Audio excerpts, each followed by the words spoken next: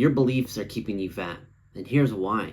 You have these things called impossible thinking, where you think that you're essentially just going to be fat for the rest of your life, which correlates to your self image, which is terrible to have, as you right now really want to lose that weight. And most importantly, what your eating habits are, they're going to get you into terrible gut microbiomes, which is really bad for your gut microbiome. I'm going to tell you these three simple things that you need to be fixing to be able to actually achieve that dream physique and ready to actually lose the weight. Because the first thing and anything, especially when losing weight, is first it goes through your mind.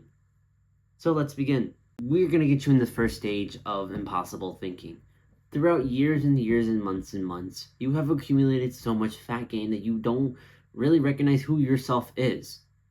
Whenever your family gives out you some food, or when you're out eating with friends, or even when you're going out with your girlfriend, there is a lot of things that go out there where you're not actually really considering what to eat. This impossible thinking of you trying going to the gym, you've been there for 1 month consistently and no results. You give up. Oh, it's such a lack of willpower of just not going up and every day to go to the gym every single day. But what I've noticed a lot of things is that the best place to actually contract that impossible thinking is this simple term. You have to switch out impossible thinking to is possible thinking.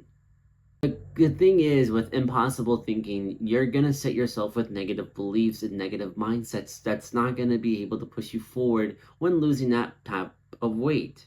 So that being said, switch the word possible to I'm possible, because it makes sense, because you'll be able to actually put yourself into this mindset of thinking that it's possible. So what are you trying to be thinking rather than like who you are right now as a fat person, right? Someone who's obese, overweight, wants to lose that weight. This is the thing where I call you need to start thinking like an athlete. You have to visualize yourself, or pretty much you have to think of yourself as an athlete. You have to think, like, what does an athlete do to get to that desired weight that they are? What habits are they doing? What thoughts are they thinking? What willpower are they using? What foods are they consuming? What are the things that they do that help them to achieve that goal? This is what you need to be going to your own mindset of what does an athlete think? You have an image of what an athlete thinks. That is essentially what your top tier standard is supposed to be. And if you still can't think of what an athlete to be using, look at a famous fitness influencer and you'll be able to see what habits and what they do and consume and everything, their day-to-day lives. Some literally still play video games. Some either go do motorcycles, or some people are just cooks. There's these certain habits that people still do that still correlate themselves as that athlete. You don't have to, switch up a lot of things. You just have to switch up the small habits that you're accumulating yourself as that one fat person. So, that being said, make sure that you have to be thinking sort of impossible, believing like you're kind of deluding yourself to becoming an athlete. Because once you essentially do become that goal weight, you will finally know that it all started in your mind. So please, by the love of God, start thinking the impossible thinking where this is who I am, this is what's going to happen. Not the impossible thinking where I'm going to just stay where the way I'm at, being overweight, tired of how I feel, pulling shirts constantly, having your stomach suck constantly, feeling really awkward when taking photos. These are the negative beliefs, mindsets that's going to keep you from not achieving those goals that you want to have, which is essentially losing the weight. The other thing is going to be the terrible gut microbiome. This is going to get more into more scientific stuff. I'm not going to cite stuff, so it's going to be more of like bro science. This is for me from reading a lot of books and information and research. What I've noticed a lot is that the fitness culture, like the gym culture, the gym influencers, all this with weight loss stuff, it's very corrupted. You're going to see a bunch of fitness influencers who eat like dog shit, or you have seen some fitness influencers who are literally blasted on gear telling you to just hop on. Because what you see them doing is that these big, massive guys are coming up to your life and literally eating foods that other people are telling you they're bad. And then there's other people out there. This also comes to the correlation of why there's always another battle with other people with who say eat reasonable foods, like the healthy foods, like the healthy fats, the healthy carbs, the healthy proteins.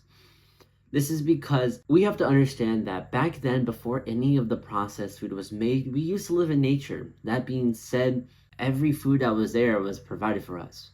That's why really those old gym head people, like the really old guys that are like in their 50s or in their 40s, they always tell you to eat more healthier. Reason why is because throughout the years of when they were young, they used to get into bodybuilding. Right now, you live in a world where we have apps that count calories. We have AI apps that literally take pictures of your foods. We have a bunch of easy access to, gyms. We can literally work out. Food is very accessible so easily. But understand that back to what I was saying is when we go back to nature, all our food was there provided.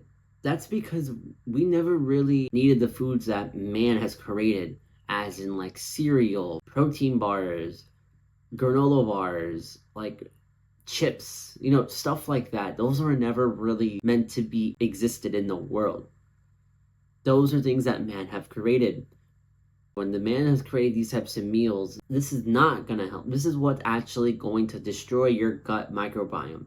But you have pretty much bacteria in your gut. This is pretty much where you're able to filter a lot of these foods out of your system, correct?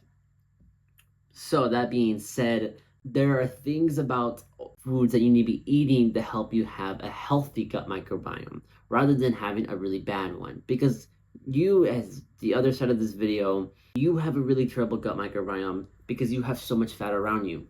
That is because your gut microbiome is pretty much really tricking your mind to consuming foods that are not essentially good for your body. What I'm saying this is when you're eating a certain type of food, let's just say you eat a bag of bagels, right? You eat that and yet you feel a sense of bloatness. What's so crazy is that this is when insulin is high, as well this is an allergic reaction of your gut microbiome telling you that they can't consume this. This is food that they cannot consume. But yet, if you eat a potato, you're able to eat it.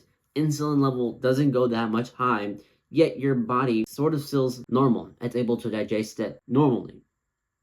You don't get that sense of bloatness because that means your gut microbiome can be able to consume it correctly. What I'm telling you this is when you get your early allergic reaction, when the bloatness that happens from your gut microbiome, it's pretty much sending the symbol to your mind that you can't consume it. And it's so hard for me to really get into this in more detail because I'm still learning about this. But it's so crazy how there are foods that your body tells you that they can't consume.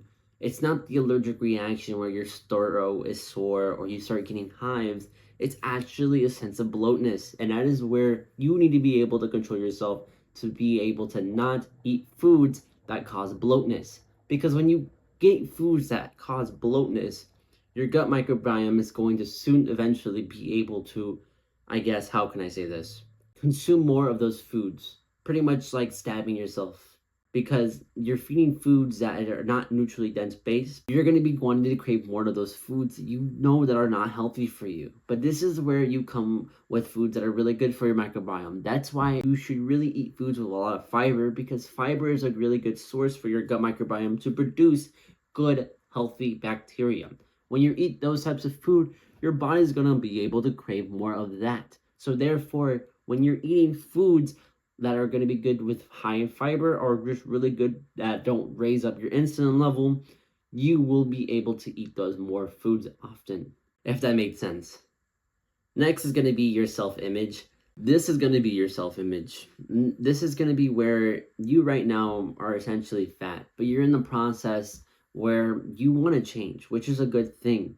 Understand that that 1.0 version of yourself that is essentially fat, who does all the habits of eating out, eating constant processed food, not sleeping properly, not hydrating properly, you're going to have to honestly kill that person to be able to transform yourself into the new version of who you are, which is going to be able to be losing weight where you want to be able to look aesthetically nice, or that's so you can feel happy when putting on clothes. You need to start deluding yourself as an athlete because you really need to start developing habits as what an athlete does, because you are essentially switching your mind to become an athlete because your body pretty much the same saying that goes is, you are what you think you are. If I tell you the question, are you fat or not? Are you an athletic person?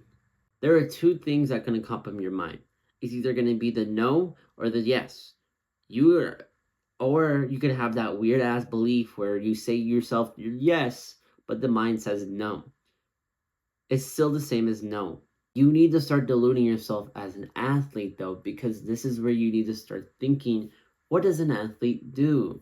This is where you go into fitness influencers and seeing what they're doing. Just make sure that it's pretty much properly, because a lot of fitness influencers really like to promote sugar and eating junk food, and just it's not good for who you are, because that is not where you're trying to achieve. They're at a totally different level and on gear that is something that you can't really control.